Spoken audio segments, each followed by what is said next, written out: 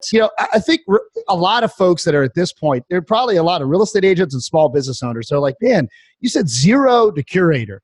That Curator is awesome. I just got started. Help me bridge the gap to get from 0 to where you guys could help, or that they could invest in their businesses, right? Yeah. And one thing I talk about all the time is you don't have any money, but you have time and effort. Yep. You got to spend one or the other. So let's go through maybe some quick tactics in your opinion that if Chris Donaldson over here is a brand new real estate agent, how I could get my business to the point where I could look at outsourcing solutions. I could hire an ISA. I can build that team.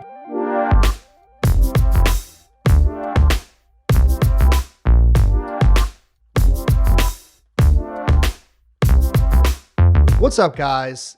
It's your friend Chris Donaldson here, and welcome to another edition of the Office Hours podcast. For any new listeners, let me welcome you to the Office Hours Army, and I want you to buckle up and enjoy the content that we're putting out here for you. I created this show several years ago, streaming live on YouTube, because I simply wanted to talk shop. I wanted to talk marketing. I wanted to talk sales. I wanted to talk about real estate end to end, small business inside and out. And so sometimes it would be me talking to you guys. Sometimes it's been Q&A, answering your questions the best that I can. And sometimes it's been interviews where I've been able to bring in other perspectives or people that I wanted to learn from. Anybody from website experts to Zillow and Realtor.com and sales and marketing experts. I want to learn. I want you to learn. That's what Office Hours has always been about. Well, I'm really excited that you're joining me for this episode because it is the first in what we're calling interviews with influencers. I'm bringing back the interview style of Office Hours that we used to use a lot and still do on our YouTube live streams. However, I wanted to talk to the biggest names, the influential characters, if you will, the movers and the shakers, so that I could learn, I could introduce them to you, and so that we could just up the overall value that's being presented to you guys, the Office Hours Army. I'm bringing our first guest, and I'm excited to introduce to you Mr. Chris Smith of Curator. If you're not familiar with Chris, he's a USA Today best-selling author. He's the co-founder of Curator, which is a social media, digital marketing, and sales coaching company. He's grown his company Curator to over $10 million in annual recurring revenue. His work is all over the place, guys. He's featured in Forbes, in Inc. magazine, Entrepreneur magazine, and many other publications. I was really enjoying the conversation that we had. We probably will have to have a follow-up episode because one thing I want you guys to know is that me and Chris in this episode, which could be the the Chris and Chris show, if you will, is very tactical. So to give you an idea, I opened up our interview with just talking about the idea that if you are in real estate and if you're just getting started, should you be producing content? And then we just get deeper and more tactical from there. So I want you guys to pull out a pen, get somewhere where you can take notes, because this episode is bringing the actionable steps that you can use right out the gate. It's your host here, Chris Donaldson, and Curator's Chris Smith for the first episode in our interview with influencers.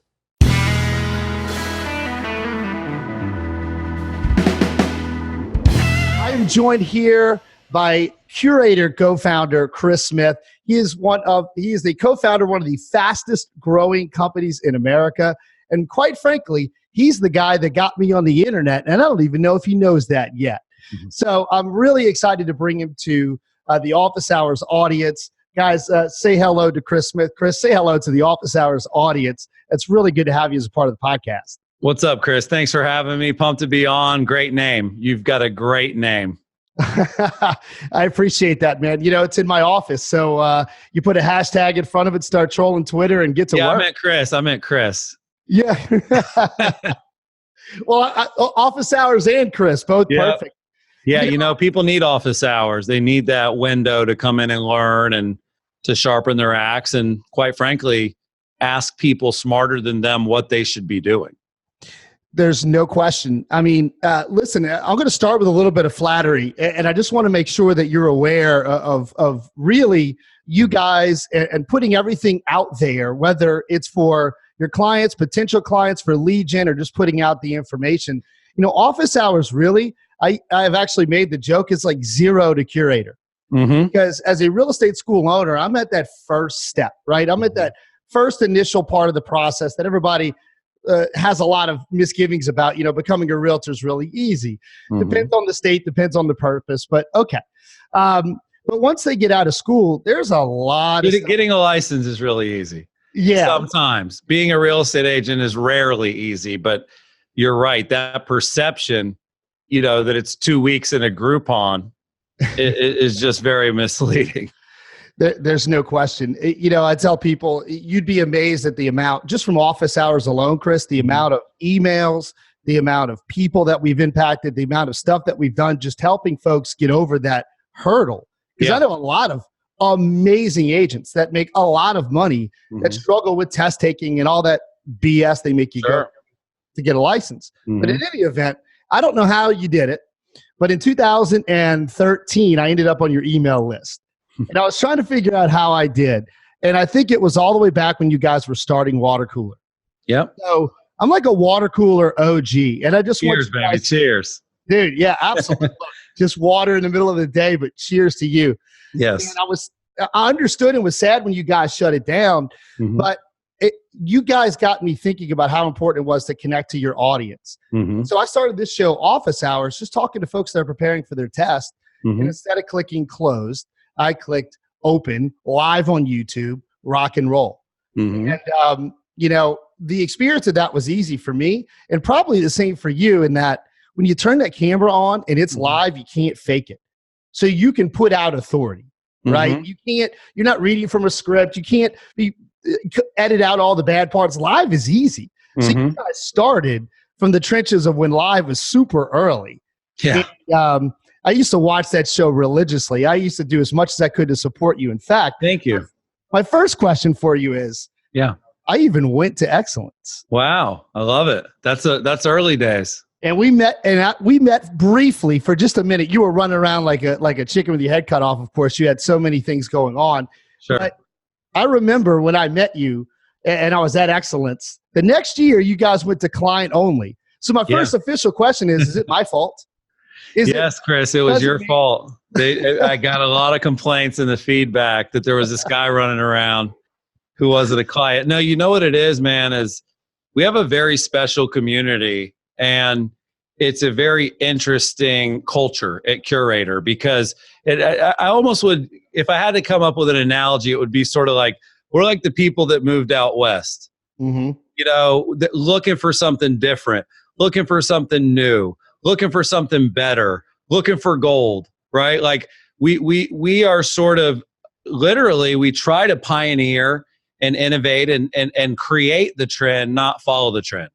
And that's hard, because there's so many people that have unoriginal ideas, and their entire strategy is to rip off other people. Sure. And so it was never really for me like a big conscious decision, like, let's put our expertise out there. But as we did and the client base grew, we started to realize that, like, if you're not a client, you don't know what cab is. Right. And if you're not a client, you don't know what brain is, and you don't know what blast is, and you don't know what refresh is. You see what I'm saying? Yep. And so I don't want to be like Starbucks trying to serve you a venti and you don't know what that means. Sure. So so I would say the decision to become client only had way less to do with you and way more to do with just the number of clients we have now is enough to do an entire conference. Now, I'm also planning on touring to support my next book. And I tour the country every time I put out a book. I end up touring for a couple of years. My books are pretty popular. So I kind of look at it like excellence is client only, but the book tours, the meet and greets, the conferences I speak at like NAR, FAR, Explode. I mean, I'm out there beyond just excellence. So, we love this kind of client only intimate event we've built. And a lot of other companies do this. Boomtown has a great event. Commissions Inc. brings people into Atlanta to sit down and learn more. But what's interesting is we have a client-only event that's better than any other event. Like I've been to most of them. If you are there to learn the X's and O's of marketing and sales, there's not a better event than ours. So it's kind of, I'm always torn. Like we're putting the best content out and the best coaching, but it really is a value add. Curator ain't cheap, Chris. Yeah. And so when you charge a premium, you have to do premium bonuses. And for us, that's what excellence has become. It makes 1,000% sense. And I couldn't agree more. You guys use the term help, not hype. Mm-hmm. And look, for me, I've been to a lot of these conferences as well, all over, been in the real estate industry, see you guys, see Curator. I've actually kind of from afar been able to watch you guys grow. You're at more places. I'm like, man, now they're at Inbound. They're over here. These guys are just everywhere. Mm-hmm. But your conference, absolutely. I've got more notes and more That's of that. That's a great workbook, man. That workbook is money. Dude, it was beautiful. That was what I was impressed by. Besides, that's why we had to stop inviting outsiders because the books cost so much. We had to make sure the people that came paid for them. But yeah, I bought a ticket for the reference. Thank you. But listen, dude, words matter. Yeah. And so when we named our conference Excellence, we thought a lot about that. We cannot have it at the regular Marriott. We have to have it at the JW Marriott. We can't have the bagels. We got to have the brunch. You know what I'm saying? Like you can't call it excellence and then let it be average. So, I think some of the best conferences like Inbound, great conference you mentioned. How about Inman Connect? Like Connect defines Connect. It is literally an event where people go to connect. Mm-hmm. I mean, literally, it is the world's best networking event in real estate. But that's not excellence. Ours is how to be excellent at sales and marketing, how to be excellent at running a business. So I do think that the name matters, and we love our event. Coming up in Nashville this year, and can't wait. I mean, literally just hung up with my marketing and events manager right before I got on with you. So it's really top of mind. That's awesome. Yeah, man. I just wanted to start with that, but I wanted you to know that you were right about the culture and the people that you guys do business with. Mm-hmm. I was so impressed by the sharing, the mindset, the lightness of attitude, and the forward thinking of all the agents that were there. That was super valuable for me, just the networking and the knowledge to be able to talk tactics. You guys have an awesome client base. I'm sure you already know that, but thank you. They're really amazing.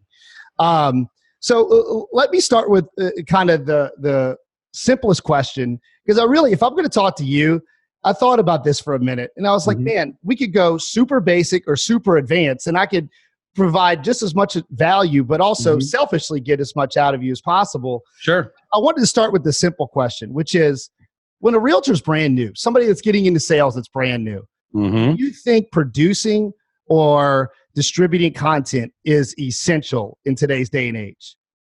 Yes. Are you asking which one? Or are you saying just in general, should that be a whether tactic? It's words, audio, video, or all three? Do you think it's essential that I produce content to succeed in today's climate, especially in real estate? Yeah. Well, you said new.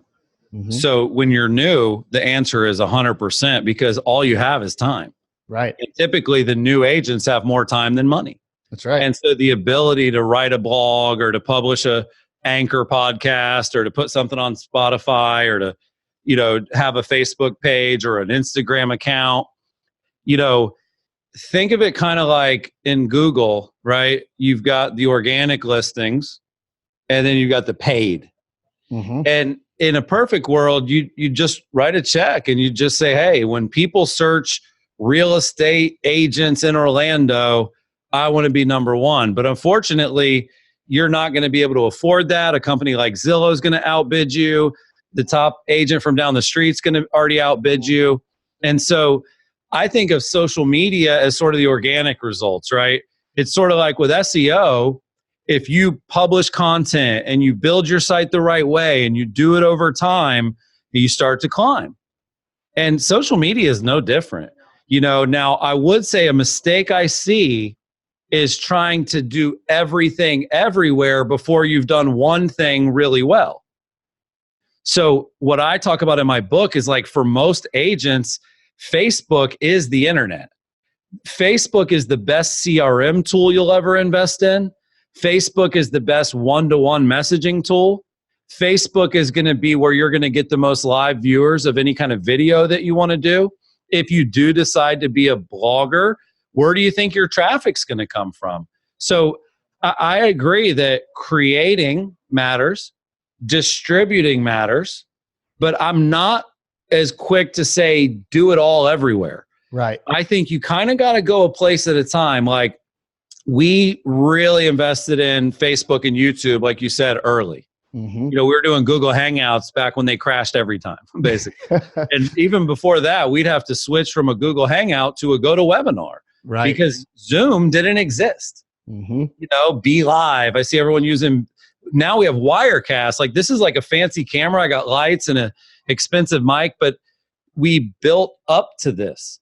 And so there's two ways to approach it. Get really good at one place, like Facebook, get good at sending messages privately, get good at status updates, get good at finding groups and finding business. Or the other thing is get really good at creating content.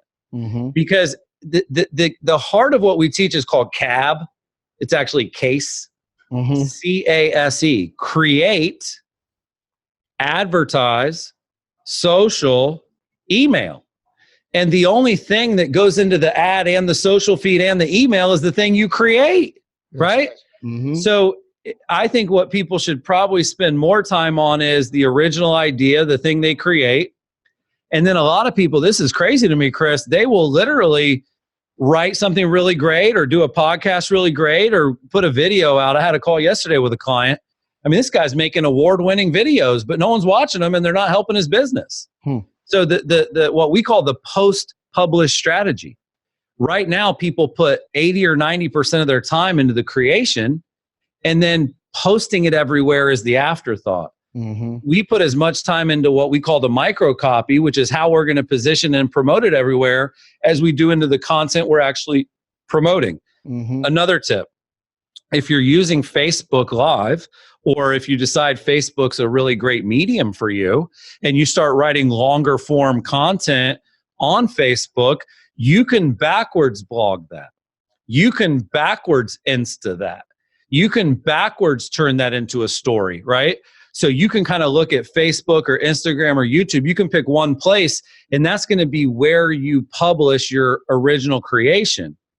But then you can go and chop that up and reposition it everywhere. And back to my point, the C is all that matters. Mm-hmm. The water cooler was great. People will watch it on GoToMeeting, Zoom, Facebook Live, and whatever the thing after Facebook Live is. I don't care if everyone leaves Facebook and everyone goes somewhere else, because everyone's going to always want quality. Mm-hmm. And the feeds are filled with average, not excellence. Yeah, I think that's such a great point. I think that one of the things I remember I have in my notes that you guys have talked about before is when it comes to posting, the number one question is, well, how often should I post? What should I post? Is it too much? Is it too little? And where? What time of day? Yeah. In other words, everybody wants the perfect formula. If it's not perfect, I'm not going to do it, right? Yeah. And you are a strategist. You put a lot of thought into all of those things. But at the end of the day, if you don't actually do it, it doesn't matter if it's the right time or if your audience is there. So how much do you put into the strategy of it? Like literally time of day, medium, and then just the quality of the content and making sure that you produce it. Well, they're certainly directly tied to one another, right? So the more you think before you speak, the better the words are that come out. But if you're just blabbing all the time, there's no strategy in there. So I'll be honest, I watched some of your videos before the interview. They've gotten better. Perfect. You have gotten better on camera. Like I watched some of your old ones. They were I'll leave them good, up there, which but is they good. weren't as good. You see what I'm saying? Like, you are way better now. Thank So you. I don't know that came through just strategy or execution. I think it came through both. So it's a great question. Like, we're doing a show tomorrow on water cooler where we're saying, watch us build this. We're going to walk you through our entire process of building a seller landing page, putting it out into ads and emails, and then every single pixel. But what people will probably be the most surprised with is how much goes into the campaign before we open up our website to even build the page, before we even open up our email tool to write the email. There are multiple meetings with multiple rounds of suggestions, with multiple people contributing to the ideas. Those all go to a smaller group of people that choose the best ideas. Those people then add a new idea we've never done, because how are you going to find out what the new cool thing is, Chris, if you never try anything except the stuff that works for sure? Mm-hmm. And then literally that sort of like month, so July is already planned at the high level, right? We ship the things that need to be written to writers. We get that content back. And then during each week of July, we meet again to go through the graphics and the micro copy. Mm-hmm. So there's a large meeting once a month. It's 3 to 5 hours. That's where we come up with the next month's ideas. We come up with an idea every single week for the next month, and we make sure we focus on buyers, sellers, and past clients. We also make sure we focus on growing your database, converting leads, growing your brand, and referrals. So within that month and that calendar and those meetings, we're thinking about, do we have enough in here for buyers? Do we have anything that's past client centric? Do we have any seller campaigns? Mm-hmm. And I can just tell you, I see what the industry does. I consume it. We spend more time in 1 week and in 1 month than most agents do in one career. We really do. And I would basically say, where we put the time in that they don't is the planning and the strategizing. Because if you don't do that piece, the execution takes so much repetition to get right. So like finding the ideas and making the ideas come to life every week is probably the hardest part. Once you nail like, okay, I understand what it means to find an idea, I understand what it means to execute each week, then I think the actual execution starts to matter more. Does that make sense?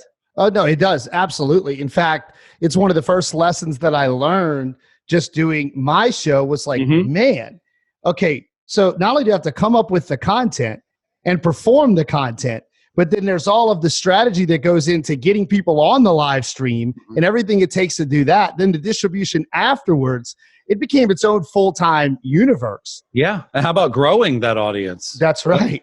I mean, it really is. It does become a full-time job. That's why Curator is growing so quickly.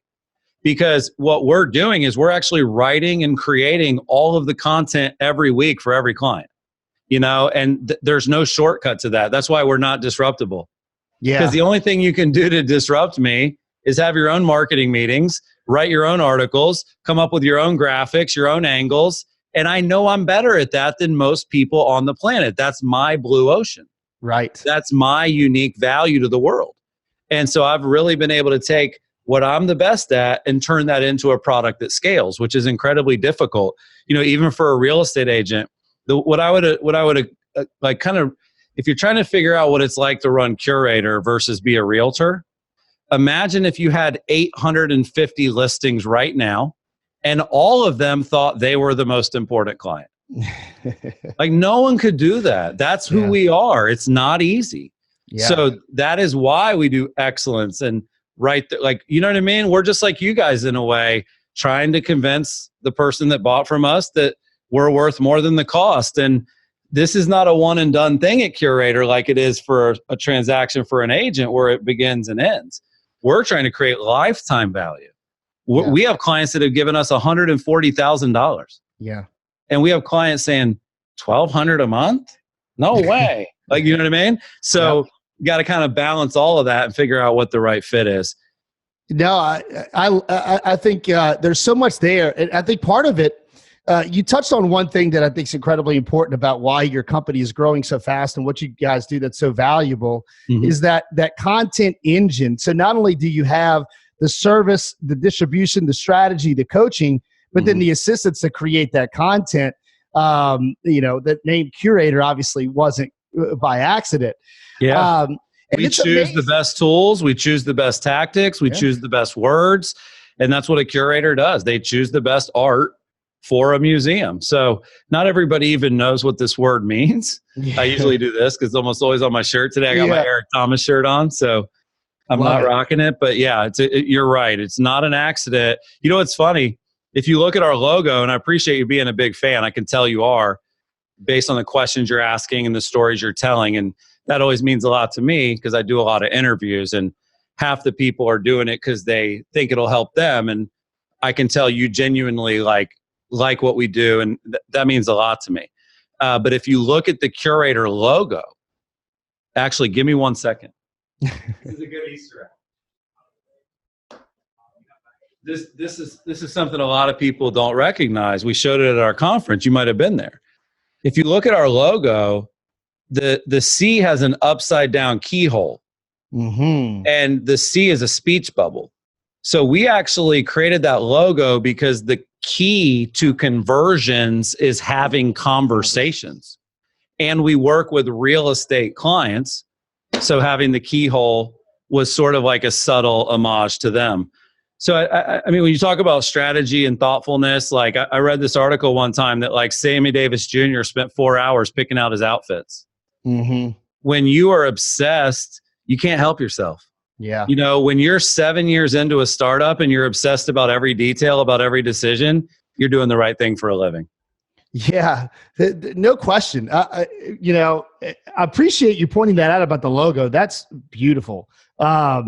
I would have never noticed that if you didn't point it out, actually. It's like the FedEx logo. Like a lot of people don't know there's an arrow in there. And I'm telling you, once you see it, you can't unsee it. Right. Yeah, no, there's no question. So look, I think that there's first of all, the conversion code, I just want everybody to know, if you look behind me, there's, all kinds of business books, sales, some that you've probably written, or the authors, the books that are behind me. So many of them are critical. This is the one that I was able to put into action the easiest. And the reason was because of my personal affection for the importance of generating leads, but then the importance of the sales, the conversion, the closing, the objections, all of that stuff that's combined into one. And that's what I liked about this, because you didn't just walk people through. For instance, Chris, you'll appreciate this. So as a trainer, as somebody that sits in front of realtors all the time, this is a recent class where we just had a parking lot, and all they did was put on the Post-it note, what do you want to learn today? It was a marketing and sales class. Yep. Every one of these, more leads, generate more leads, lead gen, lead gen, lead gen, lead gen, lead gen. Every one of them. And I said, well, guys, what about converting your leads? Yep. How do you know if your leads are good or bad? Well, you know what it is, Chris? There's a problem after the problem. Okay. And most people don't know what the real problem is because they haven't actually solved the problem before the problem. So as an example, most people want to be rich. Most people do not want to be sued. Right? Yeah. Most people want to be rich. Most people don't want to write an enormous check to the government. But if you're going to be rich, you're going to be sued and you're going to write a big check to the government. But you would never really understand that until you made a lot of money. Like it's just a story. You know what I mean? It's just other people telling you about it, right? So that's kind of how I think about lead generation versus lead conversion. You don't know that the real problem you have is conversion until you've built the funnel. And then because this industry is so obsessed with referrals and repeat in business and relationships, which is great, the difference between working that and working internet leads, it's a different career. I came from the boiler room. I came from having to make 100 calls to pull 5 credits to write 2 loans to get 1 to close at Quicken Loans. And so if you have me log into like a Curator client's database and start dialing for dollars to set appointments for listings or buyers, I wouldn't care if nobody liked me in the first half of the first day. That's just Tuesday. You know what I mean? Mm-hmm. Like that's how it works. Yep. So I think that for me is like, well, you mentioned the conference you went to. Mm-hmm. I think that's where we unveiled the conversion code. We did 2 in Orlando the first 2 years. So they're fuzzy at this point, which was which. That's okay. But yeah. I released the conversion code at our conference on stage. And what was interesting is people don't know why I wrote it. 6 months before the conference, we surveyed all of our clients. We said, what do you want to learn? What are you struggling with? Guess what all the Curator clients wrote on their forms, like you just showed? Converting leads. Yeah, because we had already solved the first problem, right, which was getting them coming in the door. Right. So when I saw what you saw, man, everybody needs X. Well, I go, they don't know how to convert leads. I've been doing that for a decade. That's actually the easy part. I think the funnel is the harder part. Yeah. The phone is easy for me. Like I thought these old school people knew how to dial for dollars and fucking close them. You know what I mean? Mm-hmm. Like you don't know how to pitch. You don't know how to close. You don't know how to get around an objection. You know how to tie someone down and make a commitment and uncover wow. It was crazy to me that those folks didn't know the basics of selling and pitching and closing and digging deep and building rapport. And so it was kind of this perfect storm for me because I'm like, okay, everybody seems to want what you just said, leads and social media.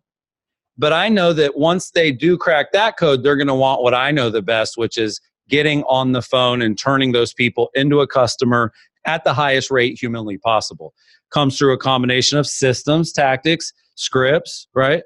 It's a combination of those things. So, I think that sums up why everybody wrote that down. Because what you can say is, okay, I want you to imagine 6 months from now when you do have 200 leads per month coming in. Mm-hmm. What are you going to do then? Right. How many months are going to go by where you just don't end up even working any of them, much less 6 times, much less right away? All the rules you have to follow in my book to convert the lead. Like it's hard to do that if you're a solo agent, if you're always overwhelmed with customer support issues for your listings.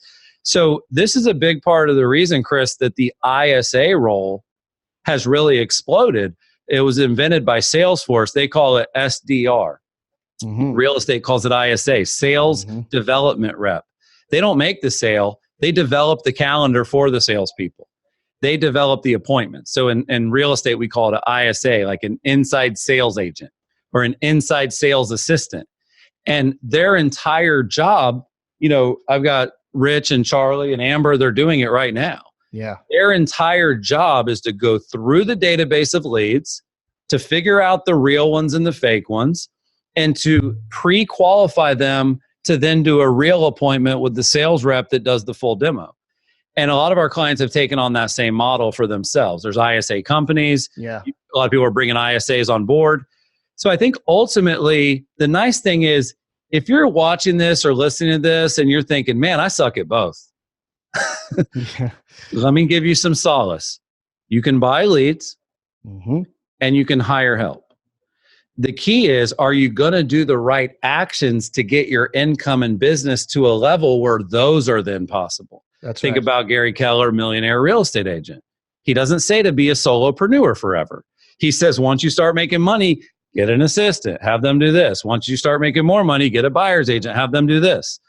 It's no different with the internet. It's like I said earlier, once you start doing this good, then try this. Yep. Not first, but you do have to approach it like a system, like a science. And that's what the conversion code was meant to do is let's break this down. Like it's funny, Chris, I'll be on stage in front of 1,000 people and I'll get halfway through my speech and they'll be taking notes and they're loving it. And they're freaking, you can see the light bulbs going off and the head spinning. And I do a lot of interactive training. I don't just do slides and stuff. And so what's funny is I'll get about halfway through and I'll say, hey, by the way, real quick, I see you guys are taking a lot of notes. Do you guys think that somebody should write a whole book about this stuff? And they're like, yeah. I'm like, guys, what the fuck? I did. That's why I'm here. It's called the conversion code. It's on Audible. It's the ultimate trial close, dude. It is. And it works because it really just shows them like, wow, I'm enjoying every single thing I'm learning. I want to go back and do it all. but I might need a book. Like some people can set up their phone without a tutorial. Some people need a tutorial. I used to get devices, and my wife and I are so different.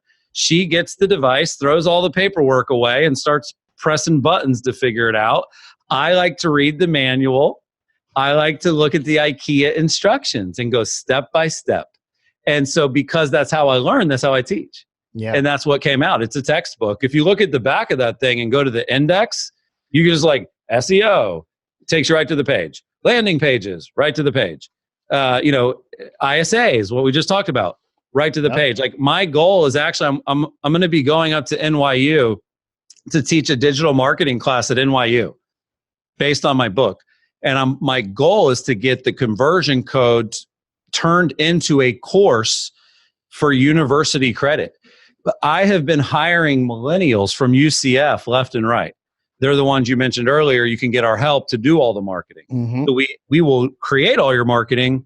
And even if you can't post it and customize it and promote it, we'll do that too. So we leave like every excuse off the table. And one of my bucket list goals is that kids around the country are taking the conversion code as a college course for college credit, because what I am teaching is not being taught in school. They're learning the high levels of marketing, traditional marketing. They're learning the mindset and the psychology of buyers and shit. They are not learning how to build an audience on Instagram. They are not learning how to create a compelling story. They are not learning about subject lines, open rates, click-through rates, CRMs. They're not learning the real stuff. Mm-hmm. But at the same time, you can learn it. Because I see them, they come out of college, they don't know anything we do, but they're open-minded and they're hungry and they're not jaded and they don't hate technology. They love it. So when that's your mindset, you can learn it. I mean, you can learn it. It's in the book, as you pointed out. Yeah, no question. Look, I mean, my book is so worn out that I have a digital copy somewhere just to make sure I don't ruin this thing. But that's just me, because at the time that you put this out, you helped put it all together, because I was sort of figuring it out and piecing it together. But I realized what was traditionally a boring business like ours didn't have to market like a boring company. We didn't have to brand like a boring company. And it was part of the journey. I think a lot of folks that are at this point, there are probably a lot of real estate agents and small business owners. They're like, man, you said 0 to Curator. That Curator is awesome. I just got started. Help me bridge the gap to get from 0 to where you guys could help, or that they could invest in their businesses, right? Yeah. And one thing I talk about all the time is you don't have any money, but you have time and effort. Yep. You got to spend one or the other. So let's go through maybe some quick tactics in your opinion, that if Chris Donaldson over here is a brand new real estate agent, how I could get my business to the point where I could look at outsourcing solutions. I could hire an ISA. I can build that team. So as an example, what's something in your book that is plausible that everybody can do right now that aggravates the shit out of you that nobody does? Yeah, I'll give you 2. One would be generating appointments using their Facebook profile every morning. No doubt.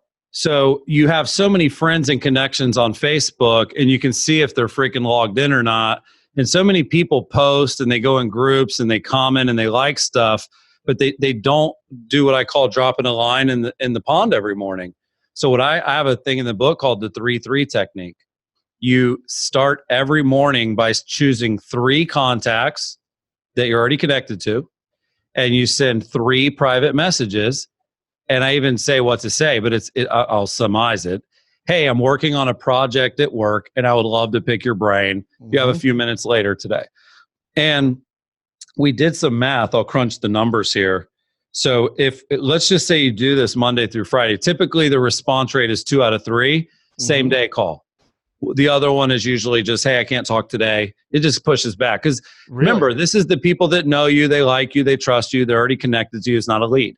So if you think about 52 weeks times 5 days a week, that's 260 weeks. Let me go down. Let me give you 12 weeks off. Okay. So 40 weeks times 5 days a week times 3 messages a day. And I'm saying that you're going to get 67% to become a phone call. That's 402 conversations a year about real estate that you aren't having right now. Yep. And most people have 1,000 Facebook friends, 1,500 Facebook friends. So that would be one, man, is like, I love the saying, don't trip over nickels to pick up pennies. You know, why would you go prospecting for strangers when you haven't worked your inner circle a little bit? It's just like if you get any job in sales, what do they tell you? Who do you know? Who do you know? Who's your friends? Go sell this to them. Like that's just the tried and true. So that'll be number one. Number two would be applying the tactics in the book to door knocking. Okay. So on the internet, you got to get people more excited than the value of their info. And then you ask them to register for something and then they do. And then you got a lead. Or in sales, you get someone more excited than the cost of the transaction, and then you close them and you got a sale. Right. Well, door knocking with a deliverable and a script can lead to listing appointments every week as well.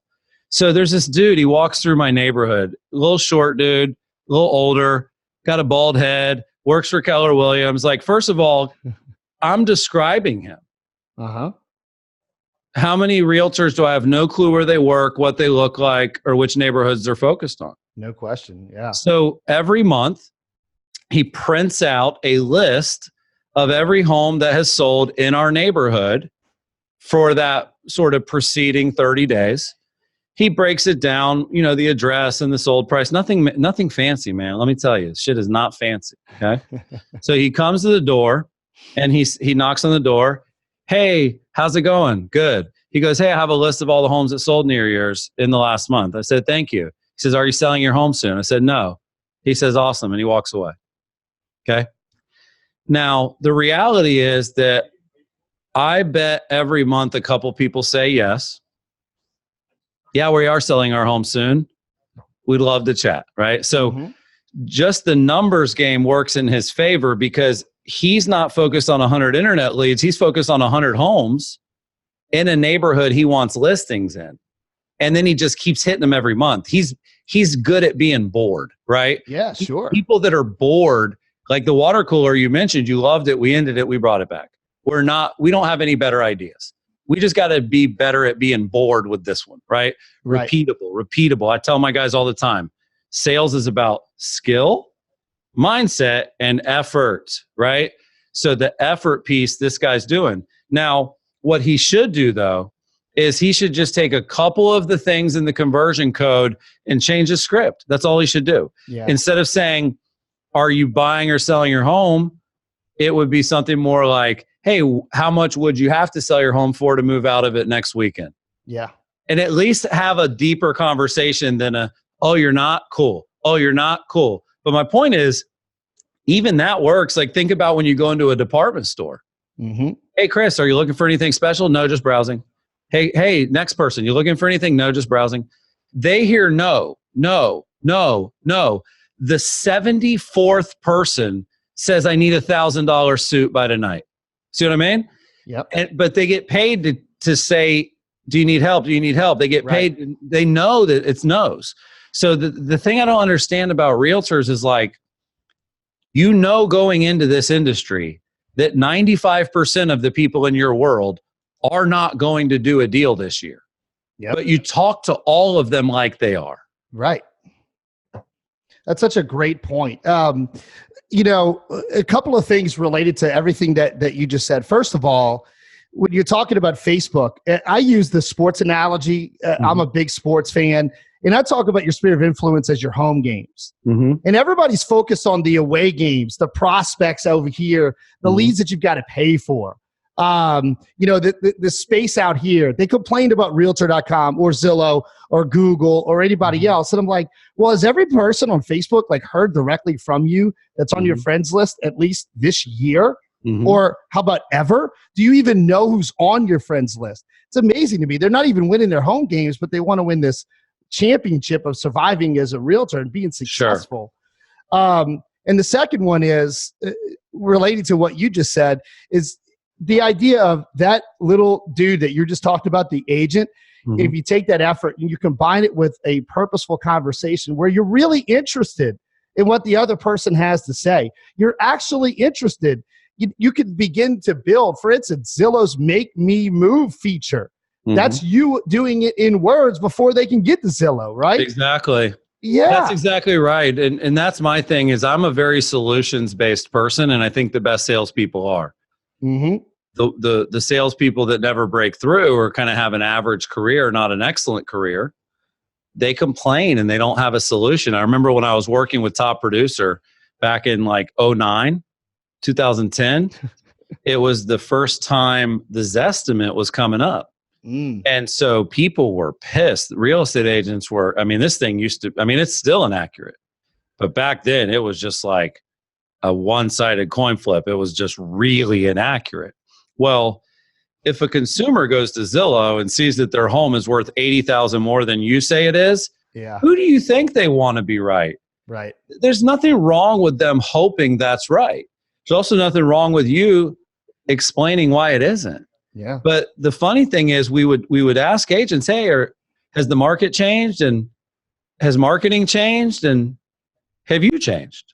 Mm-hmm. And when you're going to beat up Zillow or when you're going to bash Open Door, you have to have a solution to that problem you're explaining. And so when I was at Top Producer, we sold a product called Market Snapshot. It was literally the accurate version of a Zestimate. It was the comps, it was the data, it was from the MLS, and it was accurate, right? So that was the way we would sell that was, hey, we know Zillow's pissing you off, and we know that Zestimate's inaccurate. What we want to know is, what are you doing about it? Yeah. And it's like, well, do you really want to do a new CMA every month for every person? Or should you maybe set some people up on a report that will keep them from going to Zillow? Just like you said, Make Me Move exists. Dude, I'm buying a house right now, the couple neighborhoods over. And I am 90% sure the way I'm going to find the home I buy is I'm just going to go over and knock on every door. And I'm going to say, hey, I live a couple neighborhoods over. I'm keeping my house and turning it into an investment house. And I want to buy a house like yours. Is there any chance that you're thinking about selling it in the next 6 months if you could get full price? I could get my own fucking listing, dude. You see what I'm saying? Yep. If I do that. I was on a plane one time with a guy that worked for Deloitte, okay? Really rich dude.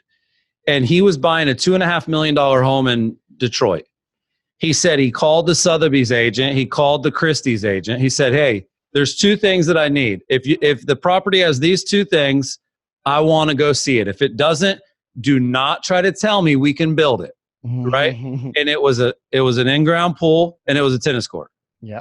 He did not, he was, and so he told the girl that.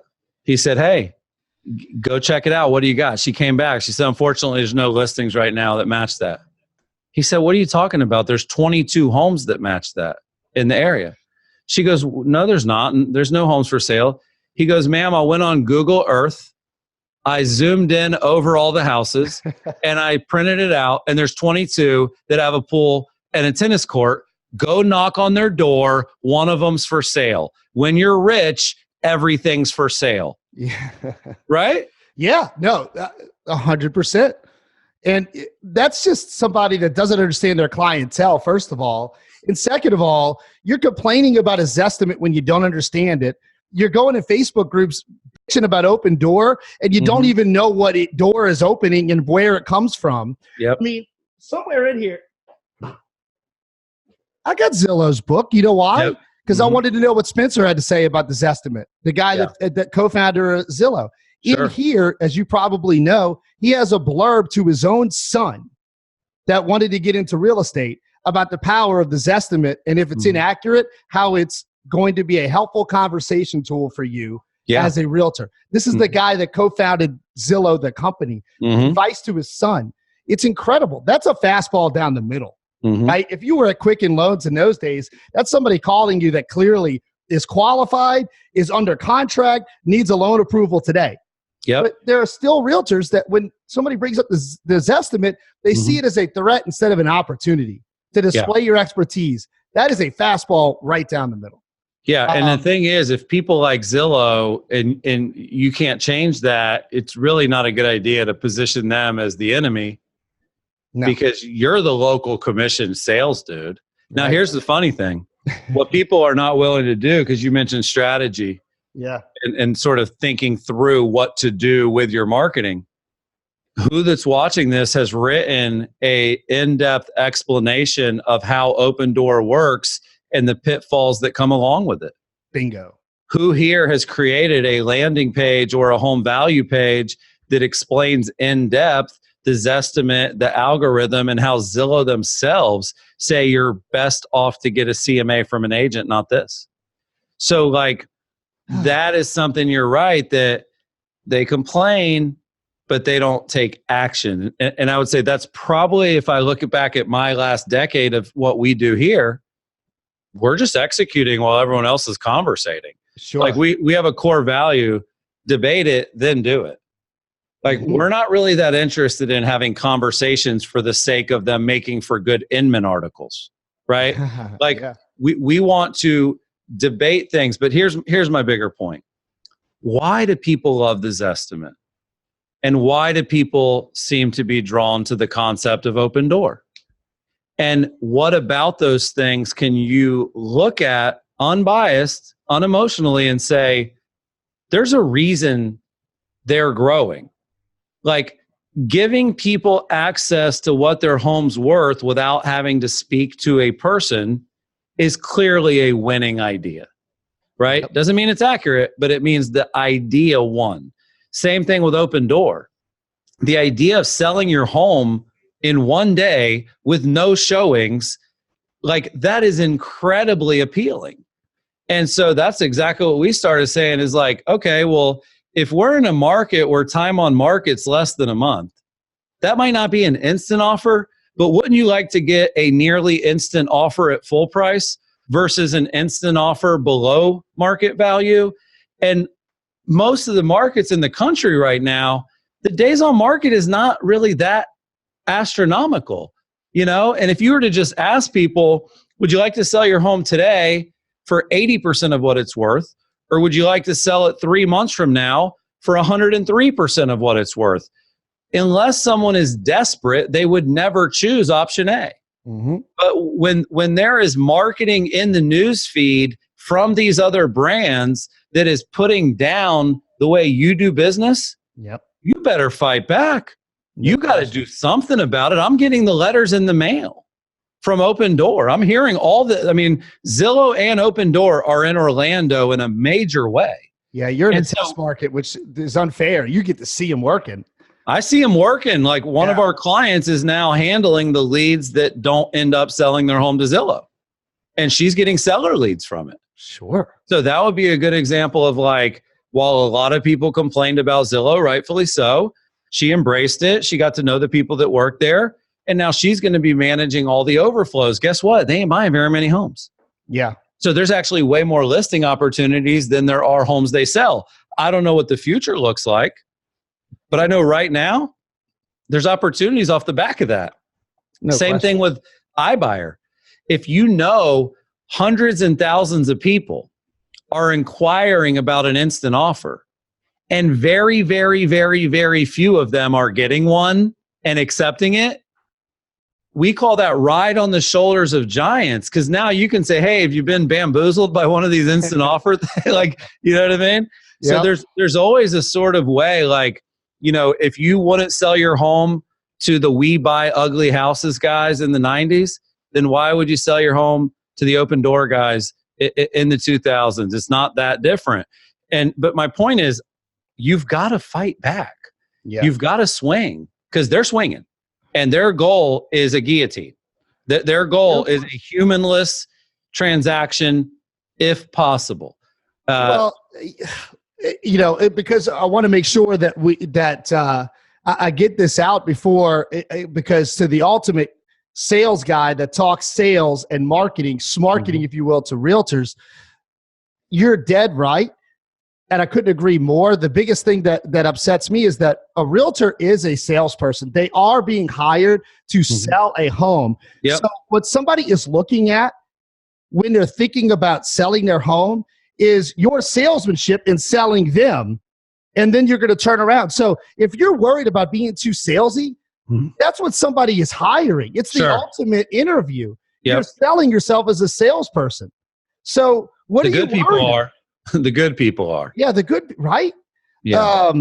Yeah, so it makes no sense that someone would, as an example, negotiate on commission when the whole point of them hiring you is to not negotiate on offers lower than are acceptable to the owner, but you're going to do that for your own brand. So it is tricky. It's a tricky time to navigate, and I've been doing this a while. So have you. It's an exciting time. I love it. I mean, because you know what's so fascinating is like Compass and EXP, which are clearly traditional brokerage models with a little bit of a twist. They're growing just as fast and getting just as big as Open Door and Zillow. So it does feel like the future is both, right? It's less agents that are way better at what they do, working in conjunction with these technology companies that quite simply can never replace that local human touch. Remember, Uber didn't eliminate drivers. They just changed the car. Yep.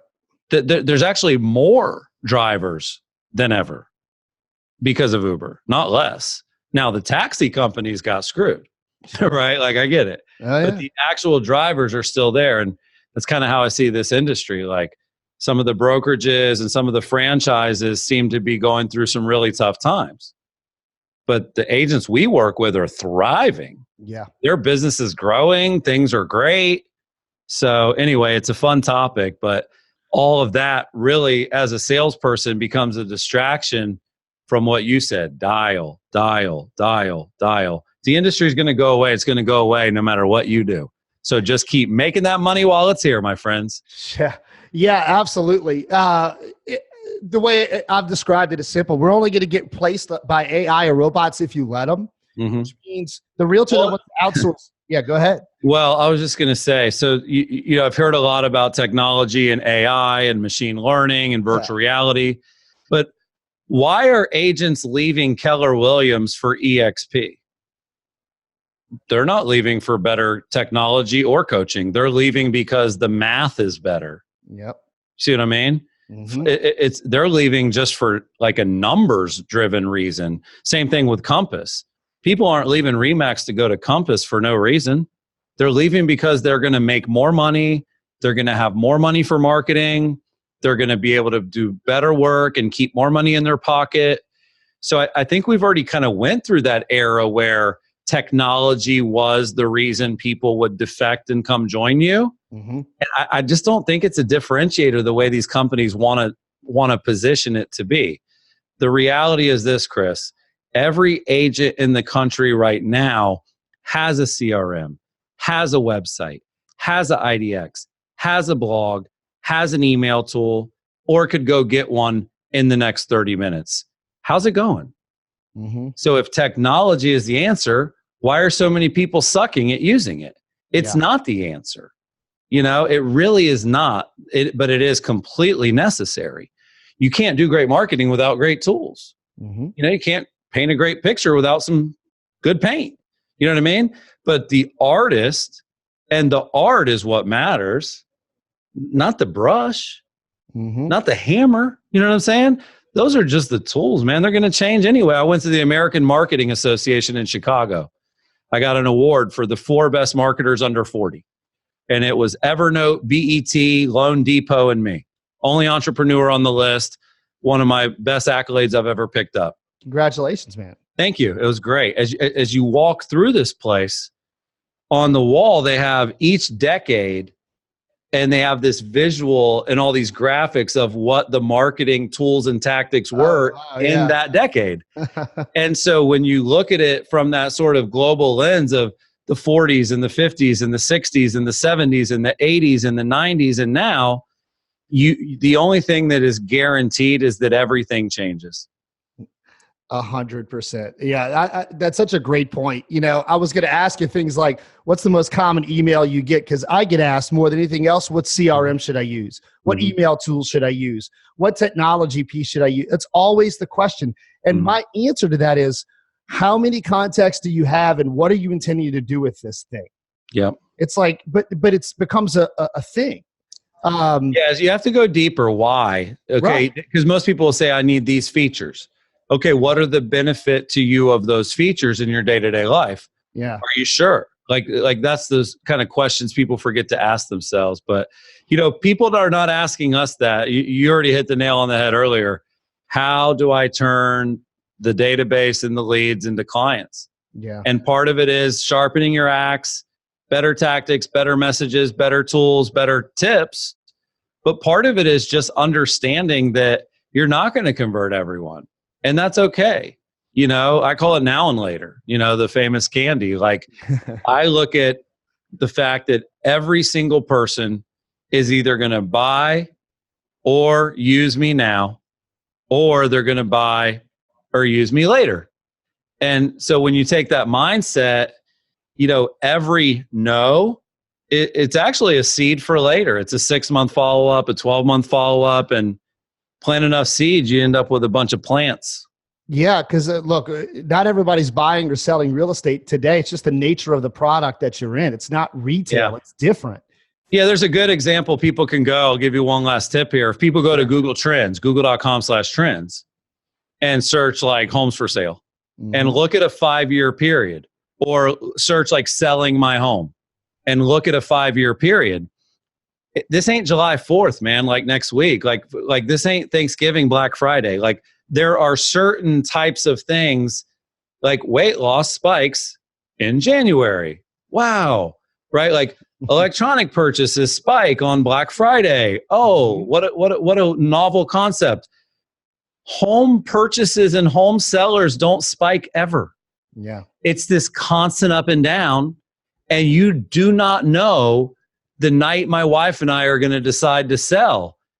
And so you want to be in front of us when that moment happens. And that's why your marketing has to be really multifaceted, because if all you do is promote listings and promote CMAs and nothing else, you often will extinguish the interest of the people before that day comes. And by the time they're ready, you'll be hidden in their feed, or they'll have unfollowed your account, or they'll have unsubscribed from your list, right? Right. Things people don't want to talk about. But yeah, it's a never-ending challenge. Top of mind awareness is now top of newsfeed awareness. It's now top of inbox awareness. It's now top of the gram awareness, right? Like that's where you're going to stay top of mind, is on the spokes. And then when they're ready, they'll go to the hub. They'll go to the site. They'll go to the contact. They'll go to the DM. But it's fun. I love it. I mean, I literally could talk about this for 2 more hours. I love chatting with you about it. Yeah, no, absolutely. I mean, look, we'll have to do this again when your next book is coming out minimum, because I've got so many more questions left unanswered, but that's just because of me and for my own selfish interest. Yeah, happy to follow up and do it again, and definitely would love to do it again when the book comes out and we can go through some of those newer lessons. I think what the new book I'm working on tackles is the most common, critical, and difficult conversations agents have. And what I've learned through the conversion code is that there's a lot more that goes into being a great real estate agent than just working leads. Yep. There are so many conversations that matter that are hard. What happens when you get an offer that's really low, but you still have to present it? What happens when a market's been on the property for 60 days with no showings? What happens when you get to the end of your presentation and they say, hey, you did a great job, but we're going to go with the other company. They actually do a lot more luxury listings than you, but thanks for your time. Like what happens when you do 3 showings to a qualified buyer and they ghost you and stop responding to your text? Right. Like there are so many situational things that people don't talk about. And by changing your words, you can change your world. Seriously, like in these critical moments, these common, critical, and difficult situations, the words you choose really end up determining if you get the sale or not, if you burn the bridge or not, if you keep the opportunity alive or if it fizzles out. So I can't wait to put it out. It comes out later this year, and let's definitely connect again at that time. Yeah, absolutely. Look, guys, Chris, I want to thank you for your time. And I want to acknowledge, look, you've built a great company, but you're doing a lot of things out there that are helping a lot of people, even if they are not telling you. So let me, at least for my benefit, make sure that I do that. And I support you guys as much as we can. Guys, get out there and get the conversion code. Go buy his first book, People Work, which sets this up to understand the importance of relationships. Mm-hmm. And really look forward to the third book, and I'll be looking out for that. Is there anything, where do you want people to go to find you these days? Anything you want me to leave the audience with? And we'll drop all these links and all of the appropriate information on the podcast description when it drops. Yeah, I mean, honestly, people can go to Instagram, Chris_SMTH. That's my Twitter account as well. I would recommend people go where they want to go, not where I want them to go. So if you're on Facebook all the time, friend me up, like my page. If you're on Twitter all the time, follow my Twitter account. If you're on Instagram the most, or if you prefer YouTube or LinkedIn, I mean, we're what we call omni-channel marketing. We're everywhere, and we do everywhere a little different. But overall, if you're looking for practical, tactical marketing and sales advice that you can implement right away, that's what I built my career on, and that's what I'm going to keep putting out.